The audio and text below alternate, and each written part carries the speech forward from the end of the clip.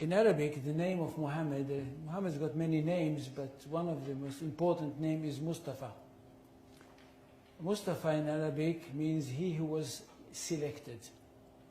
And the idea is that since the time of Adam, the first human being, God selected from every generation the best of all the descendants of Adam. So there was some kind of natural selection, one generation after the other. Until at the end, he selected the best of the best of the best of the best. And this is the Prophet Muhammad. And he chose him to give him his word, the exact word of God, and of course selected him to be the prophet that will bring to humanity the finest of all revelations. This is Islam. So, which is highly rich, highly interesting, and highly rewarding. And that's what the most important thing. It's highly rewarding because it basically, for the ordinary person, it's a very, very simple religion. I'm not talking about philosophers, I'm not talking about academicians, I'm not talking about the great theologians, I'm talking about the simple person for whom Islam is the most rewarding of all religions. At the end of the story, if he is a good Muslim and he dies, he is going to go straight into paradise, and paradise is described in the most colorful way possible in the Quran. And for this reason, I think we should speak about Islam with great respect. And not just, as I can hear some people say, well, it's Islam, it's nothing. No, it's not.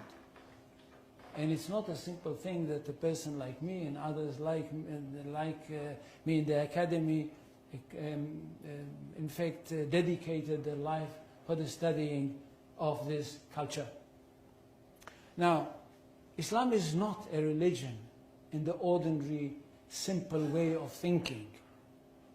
Islam is a culture which comprises everything. And most of all, it is a culture based on revelation, and it is a culture which is based on a legal system.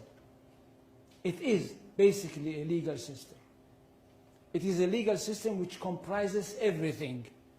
It comprises the life of the individual, it comprises the life of the society, it comprises the state. That's one thing. Secondly, it is a world religion. It's not like Judaism, which is not a world religion.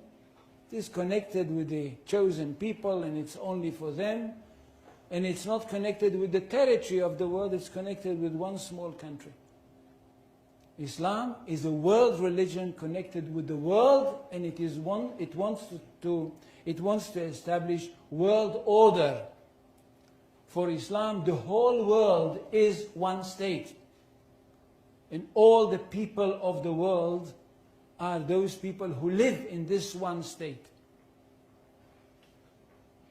Now when Muhammad came with this idea, the words came from God to him. And it says, I don't know how many, do any people know Arabic here? They don't. So I will not quote in Arabic. In Surah 61, verses 11-13, we hear that God sent Muhammad with the true religion, with the right message, with the right path, in order that it should overcome all the other religions. Which means that there is only one truth. Jews and Christians, which are called the people of the book, had once their own truth, but they were not a very good custodians. And they falsified their books. That's why Allah had to send another prophet, a modern prophet, that should bring the last word of God and the only word of God. to humanity. This is the Quran. Nothing can be superior to it. And because of that, this religion is regarded to be one that stands on top of everything else. In Arabic, they say, Al-Islam ya'lu wa la yu'la alayhi. Islam is superior, nothing can be superior to it. Which means we are talking about not only the final word of God, not only about the finest word of God, but the truest of all revelations. Now what does the community have to do? The community of the believers. Those people that were lucky enough to have their hearts open and to have accepted the call of the Prophet Muhammad. What do they have to do? They have a mission in this world. To bring the word of God to the whole universe. Or if you want, to the whole of this planet.